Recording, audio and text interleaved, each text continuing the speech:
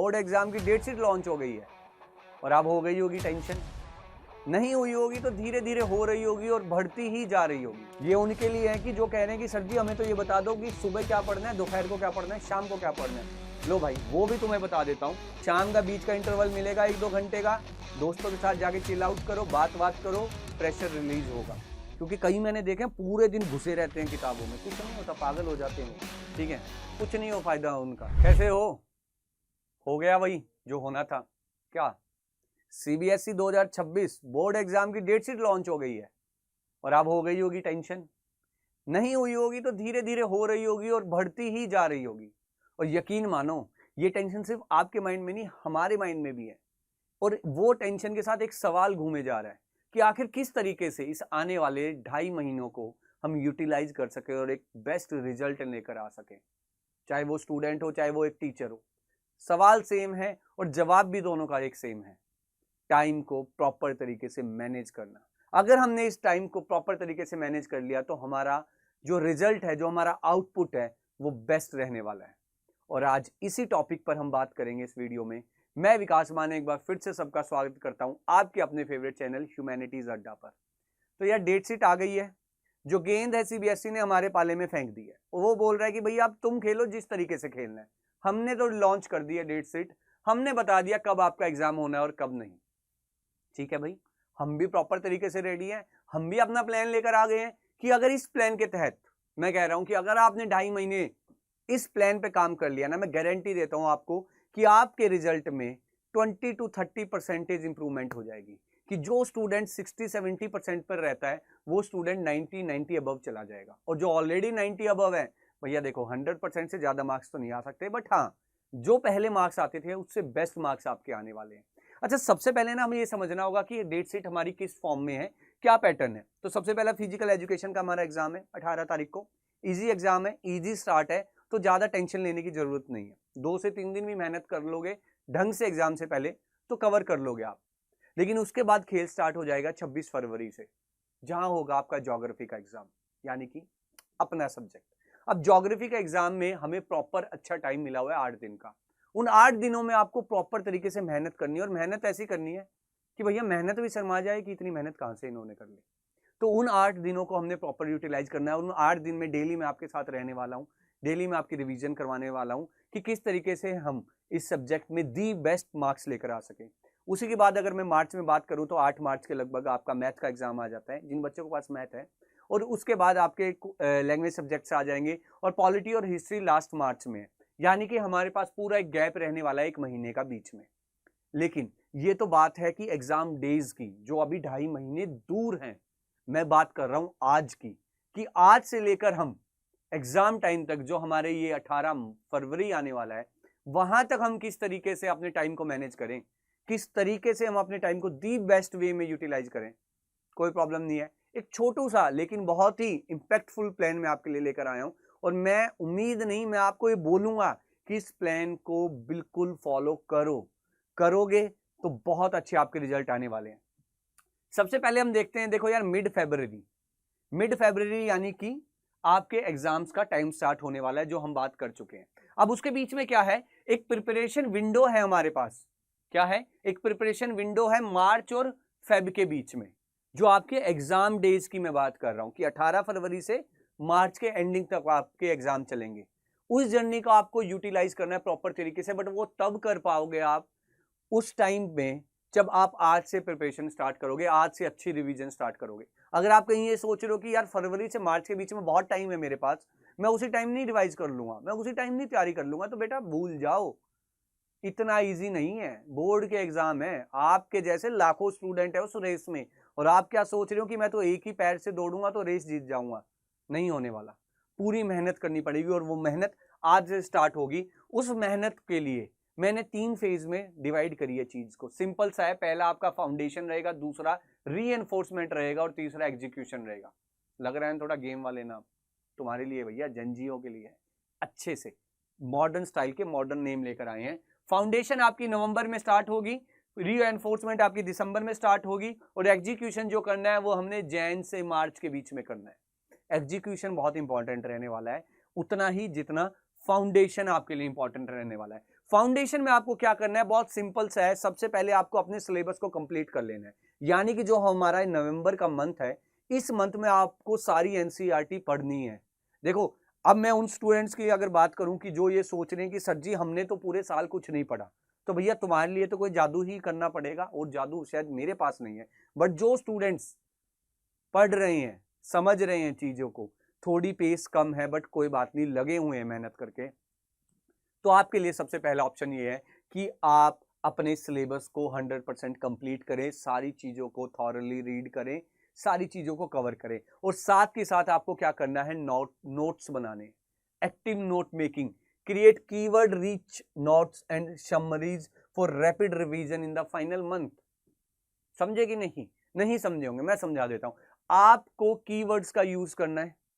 Notes ऐसे नहीं बनाने की एक चैप्टर के नोट्स पता लगे कि एनसीईआरटी में तो 15 पेज का चैप्टर है, आपने 30 पेज के नोट्स बना दिए, क्या फायदा भाई? फिर कोई फायदा नहीं होगा।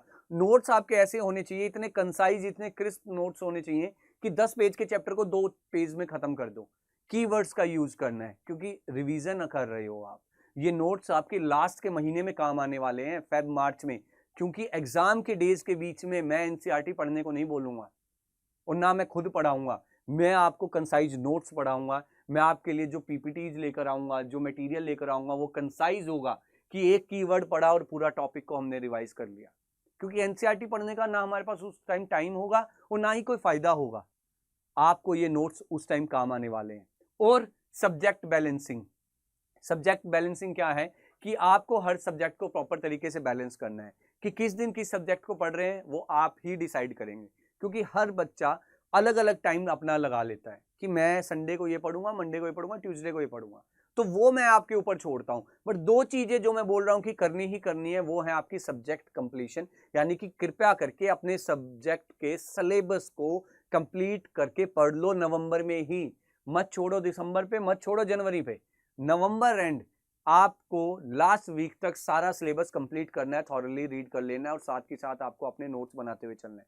डेली मैं कह रहा हूं हर सब्जेक्ट का एक एक चैप्टर भी पकड़ोगे। ज्योग्राफी में 17 चैप्टर हैं, 17 दिन में वो चैप्टर कंप्लीट हो जाएंगे।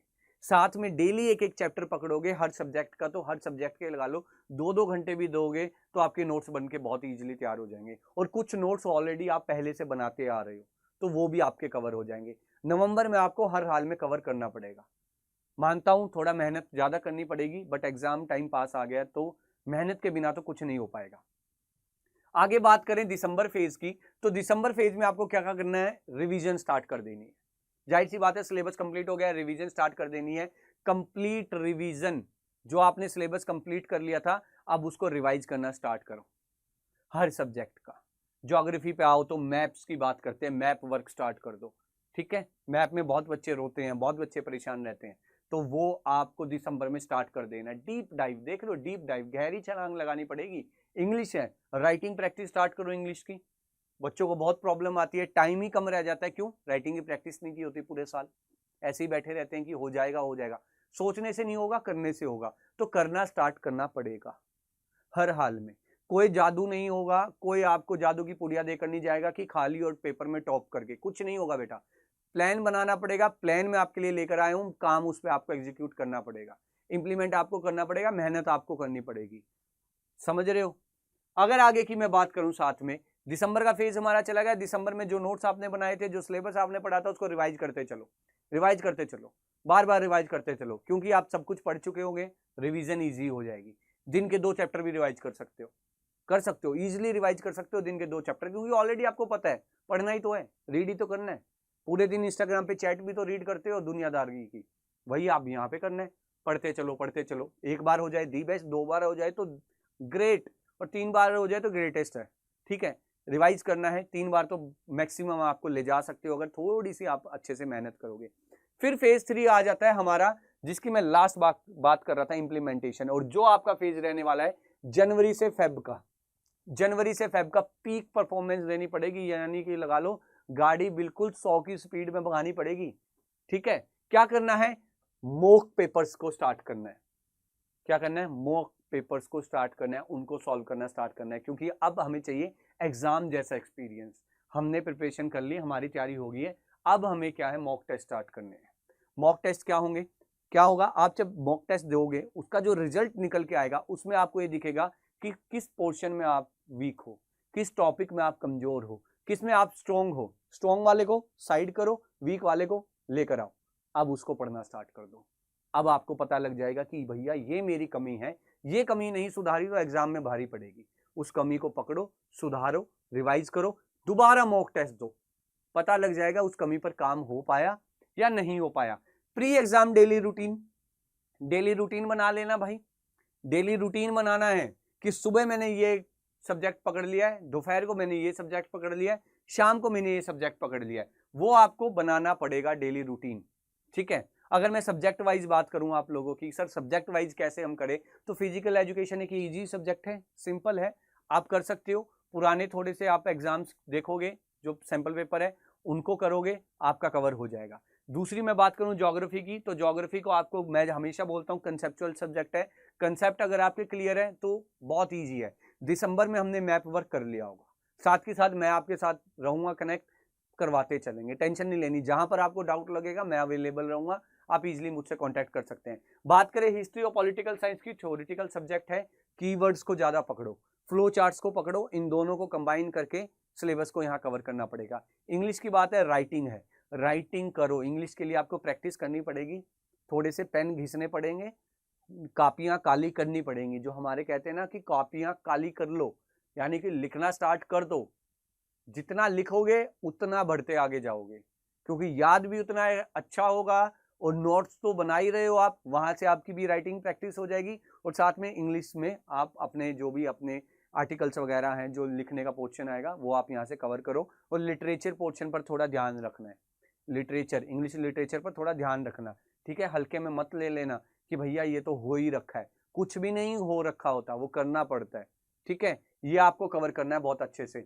अगर मैं मॉर्निंग रूटीन की बात करूं कि बिल्कुल ही डिटेल में चला जाऊं तुम्हारे लिए, ये उनके लिए है कि जो कह रहे हैं कि सर जी हमें तो ये बता दो कि सुबह क्या पढ़ना है, दोपहर को क्या पढ़ना है, शाम को क्या पढ़ना है। लो भाई वो भी तुम्हें बता देता हूं। सुबह 6 से 9 फ्रेश माइंड होता है, सबसे ज्यादा एक्टिव होता है माइंड, बहुत अच्छा काम करेगा। यहां पर अपने टफ सब्जेक्ट को पकड़ लो, जो भी आपका टफ सब्जेक्ट हो, आपको हिस्ट्री लगे हिस्ट्री उठा लो, पॉलिटी लगे पॉलिटी उठा लो, ज्योग्राफी लगे ज्योग्राफी उठा लो, जो भी आपका टफ सब्जेक्ट है उसको सुबह पढ़ना है। एनर्जी हाई रहती है, नींद नहीं आएगी, सबसे बड़ी बात है नींद नहीं आएगी, क्योंकि टफ सब्जेक्ट में आपको नींद आती है, क्यों पढ़ने का दिल नहीं होता, कुछ समझ आ नहीं रहा होता, तो सुबह पकड़ो उस सब्जेक्ट को। आफ्टरनून में पकड़ लो थ्योरी रिवीजन, थ्योरेटिकल रिवीजन, जो सुबह पढ़ा उसको दोपहर को रिवाइज कर लो, शाम को फिर एक नया सब्जेक्ट पकड़ लो, उसको पढ़ो, रात को उसी सब्जेक्ट को रिवाइज मार दो।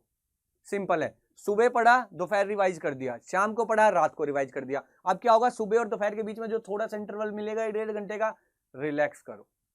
मैं कह रहा हूँ टोटली रिलैक्स करो, दिमाग पे कोई स्ट्रेस नहीं देना, फोन थोड़े कम चलाना, शांति से रिलैक्स करना है।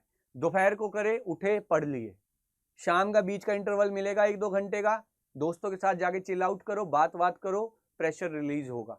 क्योंकि कई मैंने देखे पूरे दिन घुसे रहते हैं किताबों में, कुछ नहीं होता, पागल हो जाते हैं वो, ठीक है, कुछ नहीं हो फायदा उनका। एग्जाम आ भी जाएंगे तो वो उस एग्जाम के मार्क्स को यूज नहीं कर पाएंगे आगे।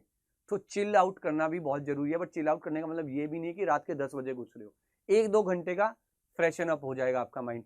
आओ, अब पूरे दिन जो पढ़ लिया उसको रिवाइज कर लो, कितनी बड़ी बात है। रात को फिर शांति की नींद आएगी, क्योंकि जब आप रिवीजन कर रहे होंगे ना तो आपको लगेगा अरे ये भी आता है, ये भी आ गया, ये भी आ गया, ये भी आ गया, माइंड फ्रेश हो जाएगा, खुशी होगी दिल से अंदर कि मैंने तो बहुत कुछ कवर कर लिया, मुझे तो अब बहुत आता है, कॉन्फिडेंस रहेगा। उसी कॉन्फिडेंस के साथ सुबह उठोगे और उसी कॉन्फिडेंस के साथ सुबह उठ के फिर आप अपने टफ सब्जेक्ट को पकड़ो मुंडी से और उसको रिवाइज करना स्टार्ट कर दो, फिर वो कवर हो जाएगा।